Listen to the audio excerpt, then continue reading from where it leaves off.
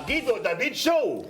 Pero firstly, basahin natin yung mga singkong sikat, yung the top 5 trending topics. Sige nga. Number 5, Rodante Marcoleta. Siguro dahil sa kanyang parang manifestation. May pag-away na naman. May pag-away. Lacson. Nako. Maatikabong 500 million. Nako. Okay. Kaya naman tayong naisipan. Wala naman. Number 4, Arthur Carandang. Uy, nabuhay, nababalik. Ang sarap pala katabi si Prof pag ganito yun. Meron akong konti ko. Hindi ko. Number 3, ASEAN Summit 2026. Ito, may mga positive naman. Number 2, Jasons. Nandun pa rin. Nandun pa rin, buhay pa. And number 1, of course, pinag-usapan ni Director kanina, si Franco Mabanta. At yung PGMN, yun yung number 1 trending. Yung 2-in-1, ito may kagagawan. Very timely yung pag-invite sa ating director. Of course, yung survey natin, released by Tang Harris Survey, ito naman, mga presidential matchups, hindi yung gusto ni Sec na about sa impeachment.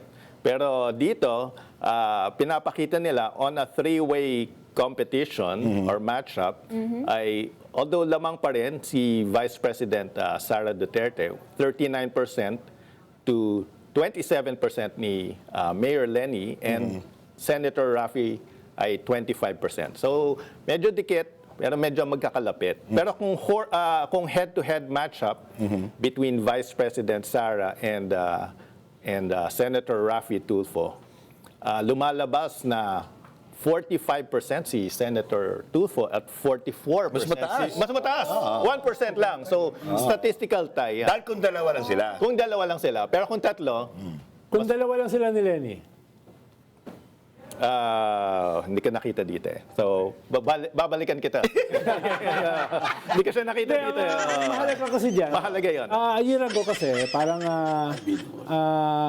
may aura of invincibility si Vice President Sara. Ngayon ay unbeatable. very competitive. No? At yung mga surveys na yan, bago pa lumabas itong mga ebidensya sa Justice Committee, Madriaga, AMLAC, rape threats. So, siguro kung ako na sa kampo ni Vice President, talaga mambabato ko ng laptop. Dahil, bakit ganyan? Nagpakilala ako bilang presidential aspirant, tapos walang bump. Yan. Tapos, yung aking mga kalaban tumataas by 3 times, 2 times. Kahit hindi pa nag-declare. Kahit hindi pa nag-declare, no ng no. Tapos ako, yes ng yes, bumababa. So, medyo mag-aayos ako, di ba? Mag-aayos ako, no? Hindi ko sinasabi na kailangan nilang kunin si Alan Herman. Wala akong pinopropose na gano'n, no? Baka kausap na nga ngayon eh. Sige. Pero Kaya wala dito. medyo may papunta sila sa isang krisis. Yan. No, tingin ko, lalo na pag yung mga survey na lalabas after nitong impeachment. Yan. Tingin nyo, Sec, mirage lang yung aura of invincibility? Hindi siya naman mirage last year. Kaso, it's a bubble eh. Yes. No, yung bubble na yan ay nagsisimulang mag-burst. Dahil nga, ang mahalaga, alam mo naman yan, Doc, hindi yung absolute numbers. Yung trend. movement of numbers. Right. Saan ba nang galing si Sara before? 80 plus.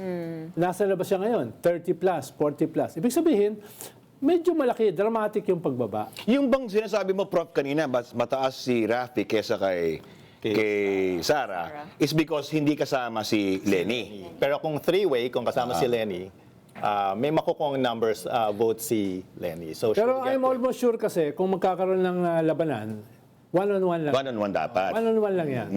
At tingin ko, yung iba naman ay hindi naman ganun katalinuhan, pero hindi naman sila ganun kabobo. Tulad ng ibang senador. Medyo, alam naman nila, hindi pwedeng more than 2 yung maglalaban. paano na yung Llamado? Yung Llamas Gadon?